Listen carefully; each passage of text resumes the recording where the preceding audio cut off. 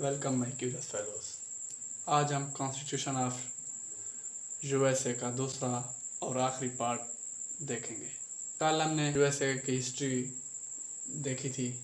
Constitution पढ़ने से पहले थोड़ा बैकग्राउंड की जानकारी आए थे, किस तरह से उन्होंने इंडिपेंडेंस हासिल की थी। आज हम इसको आगे लेकर चलते हैं।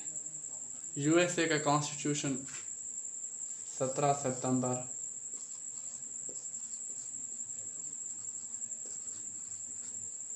1787 को साइन हुआ था।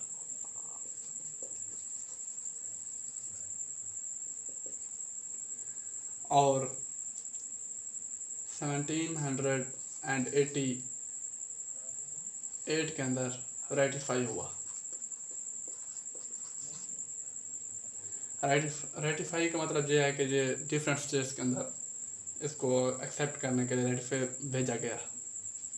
जो डिफरेंट स्टेट्स के अंदर जब इसको रेटिफिकेशन के लिए भेजा गया तो इसको द पीपल के नाम से मेंशन किया जाता था। द पीपल, यानी कि ये जो इसका था मुसवदा था। ये द पीपल जो था इसका टाइटल था। टाइटल मीन यानी कि जो इसका फर्स्ट लाइन थी जो इसी स्टार्ट हुआ करता था। इसके बाद 1789 में ये कम्प्लीटली इम्प्लीमेंट हो गया।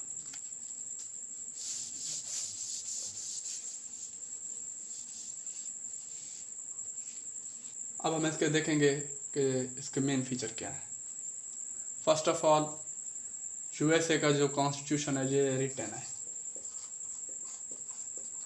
रिटन कॉन्स्टिट्यूशन है, यानी कि यूनाइटेड किंगडम का जो है वो रिटन नहीं है। वो जो है ना उसके जो कन्वेंशंस होते हैं या जुडिशल जो डिसीजन होते हैं उसकी बुनियाद पर कॉन्स्टिट्यूशन होता है। लेकिन ये जो है ये रिटन कॉन्स्टिट्यूशन है। रिटन कॉन्स्टिट्यूशन के साथ साथ इसके जो टोटल वर्ड्स हैं वो हैं 4000, जो कि उस वक्त 10 से 12 पेजेस थे टोटल जो इसके पेजेस थे वो 10 से 12 थे। 1788 के अंदर ये रेटिफाई हो गया और 1789 के अंदर ये इम्प्लीमेंट हो गया। इसके टोटल आर्टिकल थे 12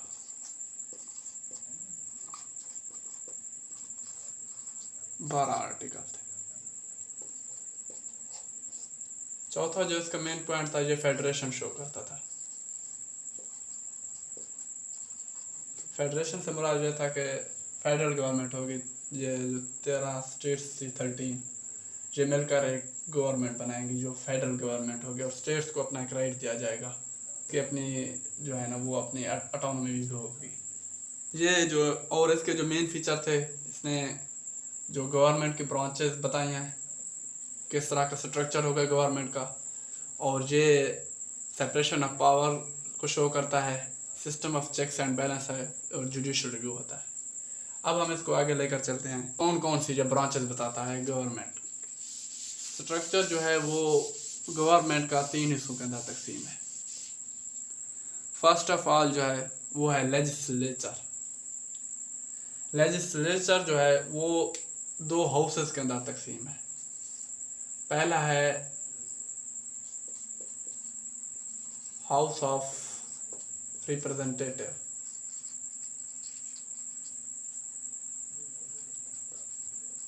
ये जो हाउस ऑफ लेजिस्लेचर है ये बाई कैमरल है।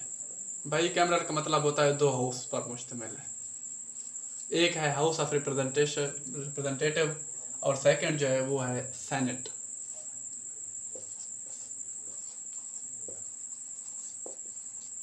अब हम पहले देखेंगे कि हाउस ऑफ रिप्रेजेंटेटिव के अंदर मेंबरशिप कितनी होती है और ये किस किस तरह से इसके जो मेंबर होते हैं इलेक्ट होते हैं।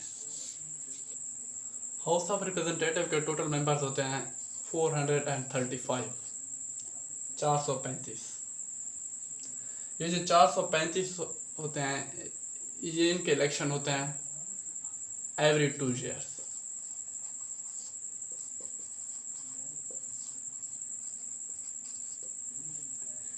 ये 435 members on the basis of population होते हैं।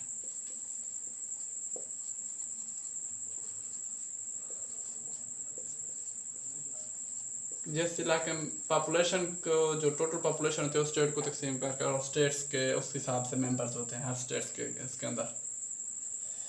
और इसकी कुछ शराइत हैं मेंबरशिप के लिए। मेंबरशिप के लिए हर मेंबर का 25 ईयर ओल्ड होना लाजमी है। एज उसकी 25 ईयर लाजमी हो।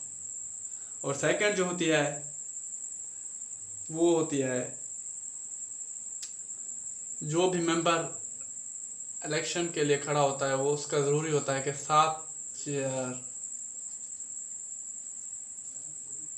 7 सालों से वो वहाँ पर रह रहा हो, जो उसका स्टे हो। इसकी मुद्दत 2 साल होती है। हर 2 साल के बाद नए इलेक्शन होते हैं और जो दूसरी बार ये इलेक्शन होकर आ जाते हैं। वैसे तो प्रेसिडेंशियल इलेक्शन जो होते हैं वो 4 साल के बाद होते हैं, लेकिन ये जो सिस्टम ऑफ गवर्नमेंट है ये एग्जीक्यूटिव लेजिस्लेटिव से बिल्कुल अलग होता है। तो ये जो थे ये हाउस ऑफ रिप्रेजेंटेटिव के जो टोटल मेंबर्स और किस तरह से ये इलेक्शन होते हैं उसके। दूसरा जो इसका हाउस है वो है सेनेट।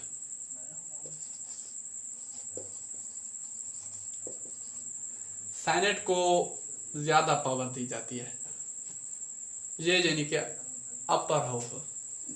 सेनेट की जो पावर होती है वो हाउस ऑफ रिप्रेजेंटेटिव से ज़्यादा होती है, क्योंकि इसके यहाँ इम्पीचमेंट भी यहीं से होती है और अपॉइंटमेंट ऑफ जजेस भी यहीं से होती है, और डिफरेंट जो अपॉइंटमेंट्स जितनी भी होती हैं और जितनी भी ट्रीटीज़ होती हैं वो सारी इसी से रेटिफाई होके जाती हैं। तो देखते हैं सेनेट के मेंबरशिप के लिए क्या ज़रूरी होती है। सेनेट के जो टोटल मेंबरशिप हैं वो 100 है। 100 टोटल मेंबर्स होते हैं सेनेट के। जो स्टेट्स हैं टोटल अमेरिका के वो हैं 50। हर स्टेट्स के ईच स्टेट्स के जो है ना वो 2 मेंबर्स होते हैं। हर स्टेट्स के 2 मेंबर्स। 50 states and 100 members. ये स्टेट्स की बुनियाद पर होते हैं, ना कि पॉपुलेशन की बुनियाद पर। और इनके भी डायरेक्ट इलेक्शन होते हैं। और जो इसके शराइत हैं मेंबरशिप के सिलेक्ट होने के लिए, member must be 30 year old. 30 year age हो उसकी लास्ट में। और उसके बाद ये 9 साल से स्टे कर रहा हो अमेरिका के अंदर, चाहे किसी दूसरी कंट्री को जहाँ का भी हो, लेकिन 9 ईयर से जो है ना वो अमेरिका के अंदर ही रह रहा हो, तो वो इलेक्टेबल हो सकता है, इलेक्शन के लिए खड़ा हो सकता है। ये 3 स्टेट्स की। ये लेजिस्लेचर का मेन काम क्या होता है, जितनी भी अमेंडमेंट्स हों या बिल पास होते हैं वो सारे बिल अमेंडमेंट्स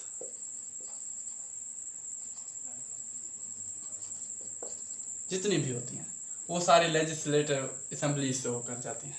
तो अब तक जो अमेरिका की टोटल अमेंडमेंट्स हुई हैं कॉन्स्टिट्यूशन के अंदर वो 27 है। 27 अमेंडमेंट्स।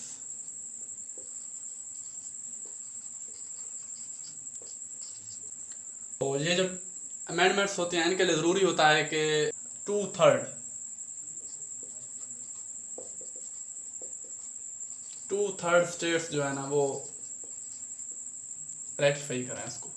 इसके बगैर ये पास नहीं हो सकती, ये चेंज नहीं हो सकती। तो अब तक जो टोटल अमेंडमेंट्स हुई हैं वो 27 हुई हैं। 27 तो टोटल अमेंडमेंट्स हुई हैं। 1791 के अंदर एक साथ ही 10 अमेंडमेंट्स हुई।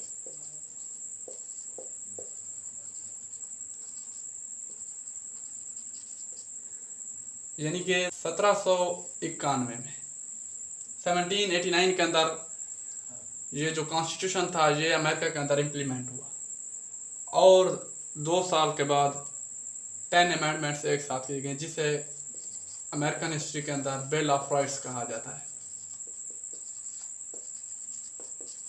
ये जो फंडामेंटल राइट्स थे कुछ, वो यहाँ पर अमेंड किया गया इसको बिल को, और ये 10 अमेंडमेंट्स एक साथ कॉन्स्टिट्यूशन के अंदर पुट की गई। इनमें से जो एक सेकेंड अमेंडमेंट्स थी वो एक राइट टू बेयर आर्म, वो भी इन्हीं 10 अमेंडमेंट्स में से एक थी।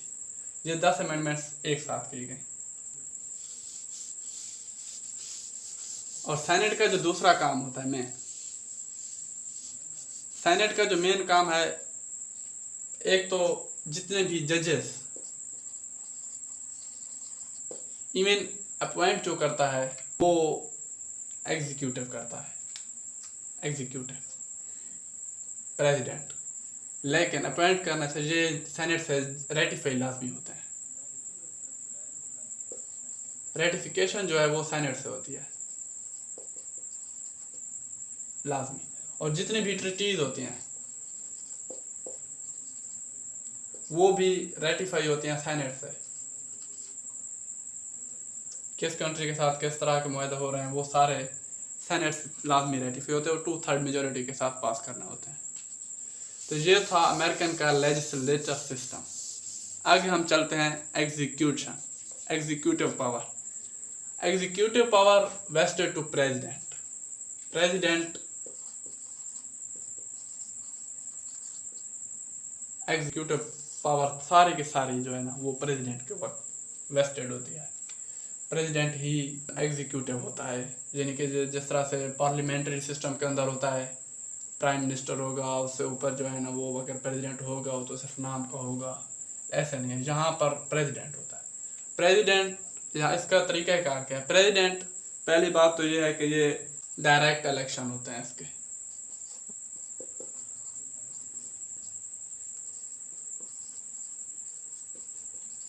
डायरेक्ट इलेक्शन, ये ऐसा नहीं है कि कोई असेंबली इसको इलेक्ट करेगी, ये डायरेक्ट आवाम से इलेक्ट होके आते हैं।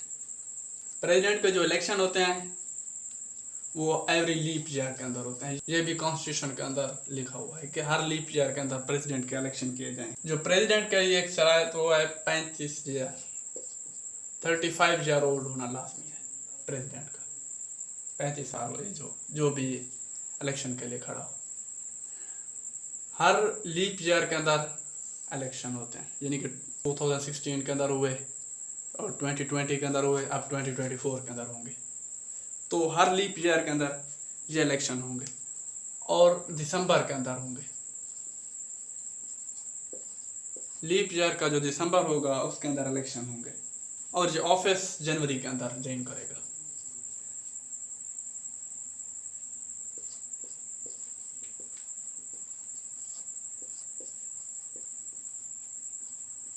जनवरी के अंदर ये अपना ऑफिस चेंज करेगा। ये तो हो गया इसके इलेक्शन, ये किस तरह से इलेक्ट होता है और क्या प्रोसीजर है इसका।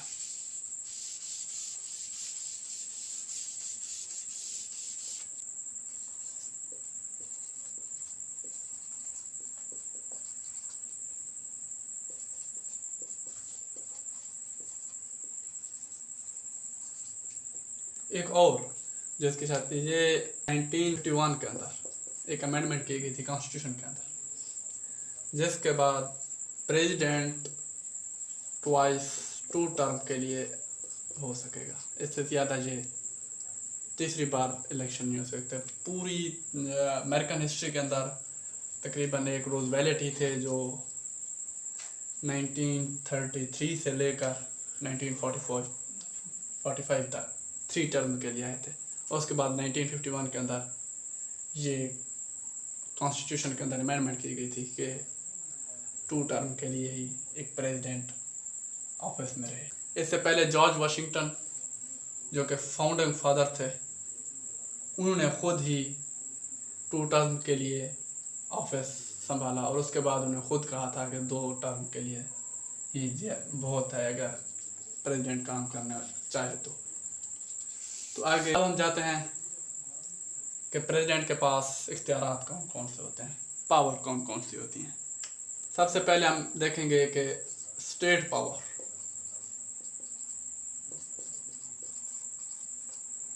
स्टेट पावर में आ जाता है प्रेसिडेंट जो है कमांडर इन चीफ है।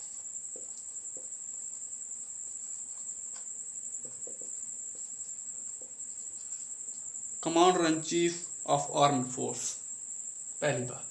दूसरी बात, ये डिप्लोमेटिक रिकग्नाइजेशन जितनी भी होती हैं, ये डिप्लोमेटिक जो भी इख्तियारात हैं वो सारे प्रेसिडेंट के अंडर में होते हैं और प्रेसिडेंट कर सकता है।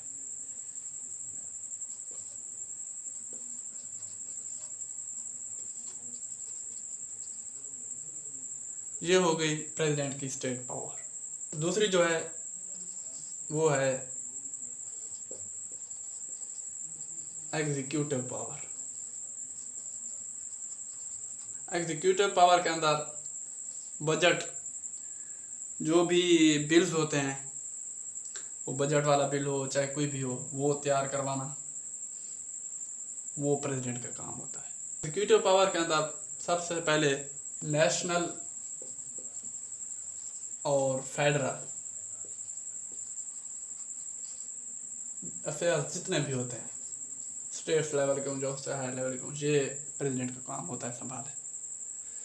और दूसरा प्रेसिडेंट का जो काम होता है बजट पेश करना। और third declaration of war, declare war 90 days के लिए। उसका जो ऑर्डर होता है वो फिर से सेनेट से रेटिफाई करवाना पड़ता है।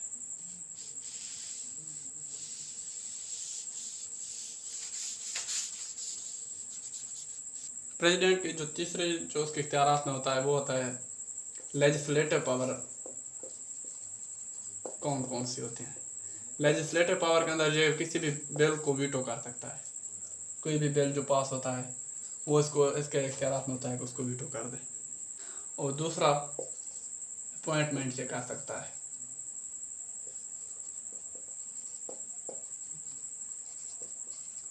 $6,000 अपॉइंटमेंट्स अपनी मर्जी से करता है।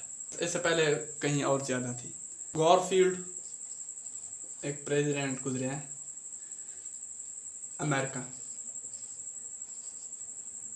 1881 के अंदर। वो इसी वजह से मारे गए क्योंकि उन्होंने अपॉइंटमेंट पार्टी के मुताबिक नहीं की।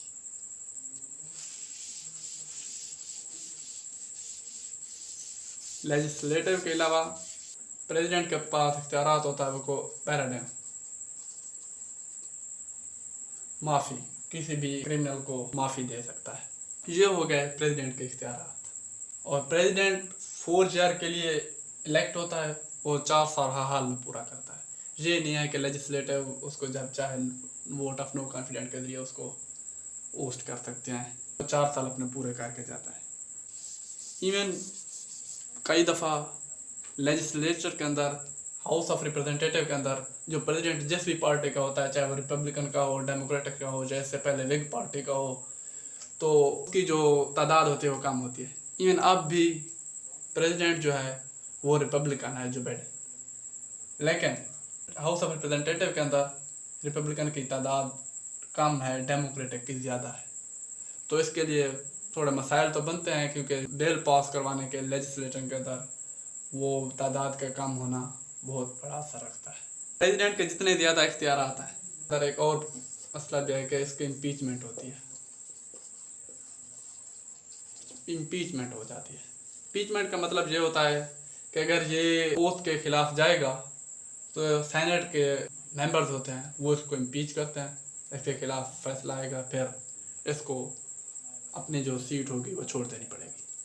तो अमेरिकन हिस्ट्री के अंदर वैसे तो 3-4 बार इम्पीचमेंट हुई है प्रेसिडेंट के खिलाफ, जजेस के खिलाफ बहुत हुई है, जिनमें जॉनसन एक प्रेसिडेंट गुजरे हैं, दूसरा बिल क्लिंटन, इनके खिलाफ इम्पीचमेंट, और इससे पहले रिचर्ड निक्सन।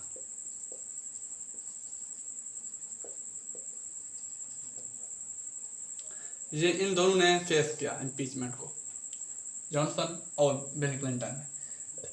रिचर्ड निक्सन के ऊपर वाटरगेट स्कैंडल वाला केस, जो कि बहुत ही मशहूर है केस, वाटरगेट स्कैंडल, इसकी वजह से इनको इम्पीच किया गया, लेकिन इन्होंने पहले रिजाइन कर दिया था। ये वह प्रेसिडेंट है जिन्होंने इम्पीचमेंट की वजह से अपने ऑफिस छोड़ा।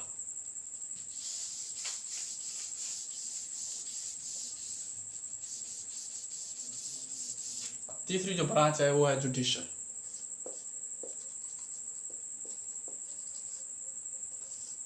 जुडिशरी जुडिशरी अमेरिका के अंदर जो 9 चीफ जस्टिस होते हैं,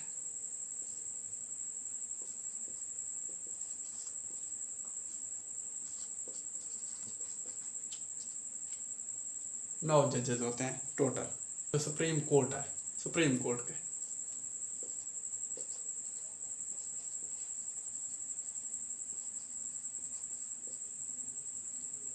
इससे पहले 6 हुआ करते थे, बाद में इनकी तादाद 9 कर दी गई। जजेस जो होते हैं वो प्रेसिडेंट ही इनको अपॉइंट करता है। प्रेसिडेंट इनको अपॉइंट तो करता है, लेकिन प्रेसिडेंट पहले किससे लेगा? फॉर्मेशन लेगा सेनेट से। सेनेट रेटिफाई करेंगे, वो जो प्रेसिडेंट नाम देगा, अगर सेनेट रेटिफाई कर देगा तब जाकर सुप्रीम कोर्ट के जजेस जो तैनात होते हैं वो सेनेट की रेटिफिकेशन के बाद ही होते हैं। और इनकी इम्पीचमेंट भी होती है। इम्पीचमेंट कौन करता है? सेनेट करता है। अगर ये अपने ओथ के खिलाफ जाएंगे तो इनको इम्पीचमेंट का सामना करना पड़ेगा सेनेट के अंदर। और इनके पास जो सबसे अहम होती है वो जुडिशियल रिव्यू, जो कि हम आगे जाकर पढ़ेंगे। जुडिशियल रिव्यू, अगर प्रेसिडेंट ने अपने ओथ के खिलाफ या लेजिस्लेटर ने कॉन्स्टिट्यूशन के अंदर चेंज करने की कोशिश की है तो जुडिशरी जो है ना वो एक्शन ले सकती है। हो गया हमारा branches of government. Separation of power जो दूसरा मेन फीचर है। Separation of power theory was given by Montesquieu. ये फाउंडर था इस थ्योरी का। मोंटेस्क्यू के मुताबिक कि गवर्नमेंट के जो स्ट्रक्चर है, जो 3 ब्रांचेस हैं, इनके दरमियान सेपरेशन होना चाहिए। ये एक दूसरे के ऊपर इम्पैक्ट जो होता है, जो यानी कि पार्लियामेंट्री निज़ाम के अंदर जिस तरह होता है कि रिप्रेजेंटेटिव होते हैं वो इलेक्ट करते हैं प्राइम मिनिस्टर को। प्राइम मिनिस्टर अपनी जो ऑफिस की डेट होती है 4 साल या 5 साल जितने भी होता है वो लेजिस्लेटर को जवाबदेह होता है। और कोई भी अगर बिल पास करवाना होता है या कोई भी मसला होता है वो कभी नो कॉन्फिडेंस मोशन लाकर प्राइम मिनिस्टर के लिए ख़तरा बन सकते हैं। लेकिन theory of separation of power के मुताबिक लेजिस्लेटिव अपनी लिमिटेशन हो इसकी उस हदूद के अंदर काम करे, एग्जीक्यूटिव अपनी, जुडिशरी अपनी। और अमेरिकन जो कॉन्स्टिट्यूशन है जैसे है, एग्जीक्यूटिव जो है वो लेजिस्लेटिव से अलग है, लेजिस्लेटिव जो है एग्जीक्यूटिव से अलग है और जुडिशरी इनसे अलग है। तो लेजिस्लेटिव, अब देखें इस वक्त जो है लेजिस्लेशन जो है वो जो हाउस ऑफ रिप्रेजेंटेटिव है वो जो रिपब्लिकन पार्टी है, रिपब्लिकन और डेमोक्रेटिक 2 पार्टी हैं। इस वक्त जो बाइडेन की पार्टी है उसकी जो मेंबरशिप है वो यहाँ पर कम है, क्योंकि रिपब्लिकन एक पुरानी जमात है। जो बाइडेन की जो जमात है उसकी जो मेंबरशिप है वो लेजिस्लेटर के अंदर 3 मेंबर्स कम है, 3 या 4। तो अभी उन्होंने जो गन वायलेंस वाला एक बिल रेटिफाई करवाने के लिए भेजा तो वो पास नहीं हो सका, क्योंकि जो दूसरी पार्टी थी उसके पास मेंबरशिप ज़्यादा थी। तो वो जो है ना वो एग्जीक्यूटिव को कुछ नहीं कह सकते, एग्जीक्यूटिव उनको कुछ नहीं कह सकता। ये दोनों एक दूसरे से सेपरेट होते हैं। और जुडिशरी जब अपॉइंट हो जाते हैं, जजेस जितने भी अपॉइंट होते हैं वो एग्जीक्यूटिव फिर सेनेट से रेटिफाई करवाने के बाद जजेस को अपॉइंट करता है। लेकिन जब ये अपॉइंट हो जाते हैं तो इनका जो ओथ होता है ओथ के मुताबिक काम करते हैं। ये नहीं होता कि प्रेसिडेंट इनको ओस्ट कर देगा, नहीं, प्रेसिडेंट का इनके ऊपर कोई ऑर्डर नहीं चलता, ना ये इनको अंदर कोई खौफ होता है। क्योंकि अगर ये गलत जाएंगे तो सेनेट इनको इम्पीच करेगा। सेनेट के अंदर 100 मेंबर्स होते हैं, किसी एक की मंशा के मुताबिक इसको नहीं हटाया जा सकता। तो ये जो है ना, ये जो तीनों ब्रांचेस हैं गवर्नमेंट की, ये तीनों एक दूसरे से अलहदा काम करते हैं। ये मोंटेस्क्यू के जो theory of separation of power थी कि एक दूसरे के ऊपर जो है ना इनका कोई असर ना हो, ये अलहदा अपनी लिमिटेशंस हो इनकी, लेकिन ये अपने अलहदा काम करती रहे। ये थी सेपरेशन ऑफ पावर। जो आगे वाला पॉइंट है वो है system of checks and balance. Checks and balance के अंदर ये होता है कि ये तीनों अगरचे एक दूसरे से सेपरेटली काम कर रहे हैं, लेकिन इनके अंदर system of checks and balance हो। कहने का मतलब यह है कि चेक्स एंड बैलेंस के अंदर क्या होता है, अगर जो लेजिस्लेटिव होता है इसके अंदर एक तो होता है हाउस ऑफ रिप्रेजेंटेटिव, वो जो है ना आवाम से डायरेक्ट इलेक्ट होता है और सेनेट वाला भी डायरेक्ट इलेक्ट होता है। अगर ये गलत काम करेंगे तो जाहिर सी बात है ये हटा दिए जाएंगे।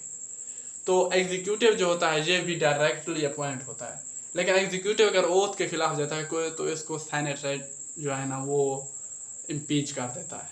इम्पीचमेंट के सिस्टम की वजह से एग्जीक्यूटिव जो होता है वो भी अपनी लिमिट के अंदर काम करता है और जुडिशरी भी इस तरह से होते हैं, अगरचे अपॉइंट एग्जीक्यूटिव करता है इसको रेटिफाई सेनेट से करवा कर, लेकिन जब भी कोई जज अपने ओथ के अगेंस्ट काम करेगा तो सेनेट इसको इम्पीच कर लेगा। और यूएसए की हिस्ट्री के अंदर बहुत से जजेस इम्पीच हुए हैं सेनेट से अपने ओथ के अगेंस्ट जाने के बाद। ये जो है ना ये system of checks and balance है, ये एक दूसरे के ऊपर नज़र रखे हुए होते हैं। अगर कोई गलती करेगा वो इम्पीच हो जाएगा, गलती करेगा तो अपने ऑफिस उसको लीव करना पड़ेगा। ये हो गया system of checks and balance. ये अमेरिकन कॉन्स्टिट्यूशन के अंदर जो है ना ये एक पिलर का काम करता है।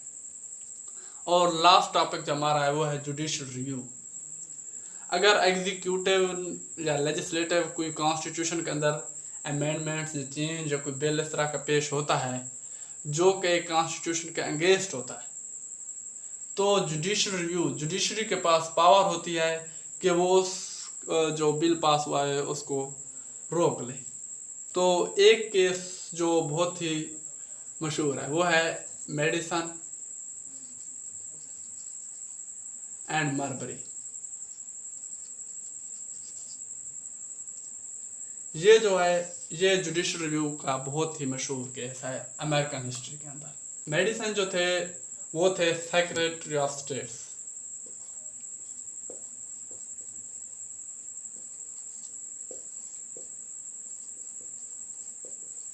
जो एडम के दौर में, जॉन एडम, जो कि जॉर्ज वाशिंगटन के बाद 1796 से 1800 के इनका जो है ये पीरियड है प्रेसिडेंट का, एज ए प्रेसिडेंट। उन्होंने अपने आखिरी एग्जाम के अंदर मार्बरी को एज अ जज अपॉइंट किया। मार्बरी को एज अ जज जस्टिस ऑफ पीस।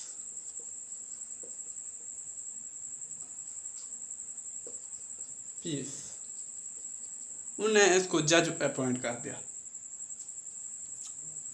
लेकिन मेडिसन उन दिनों थे सेक्रेटरी ऑफ द स्टेट्स, तो as a secretary of states इसके पास पावर होती है कि ये ऑर्डर इशू करे।